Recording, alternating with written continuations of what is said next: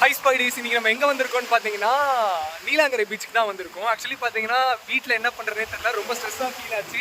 அதனால தான் பார்த்தீங்கன்னா நான் வந்துட்டு கொஞ்சம் மைண்ட் ரிலாக்ஸேஷனாக இருக்கட்டும். ஏன்னா காலேஜ் படித்தப்போ இங்கே வந்தது, அதுக்கப்புறம் இன்றைக்கி தான் வந்திருக்கேன். அன்றைக்கி காலேஜ் வந்தப்போ கோல்டன் மெமரிஸ்லாம் வந்துச்சு. ஸோ இங்கே வந்து ரொம்ப நாள் ஆச்சு, ஸோ வந்து பார்க்கலான்றதுக்காக நான் மட்டும் தான் தனியாக வந்தேன். இங்கே பார்த்தீங்கன்னா இங்கே ஒரு இன்ட்ரெஸ்டிங்காக ஒரு விஷயம் ஒன்று இருக்குது. அடிக்கிற அலையில் பார்த்தீங்கன்னா இங்கே ஒரு ஃபிஷ் வந்துட்டு விழுந்துருக்கு பாருங்கள். ஐ திங்க் இது விழுந்து ரொம்ப நேரம் இருக்கும்னு நினைக்கிறேன். அதனால ஒரு மாதிரி ட்ரை ஆயிடுச்சு. ஸோ வியூ எப்படி இருக்குன்றத பாருங்க,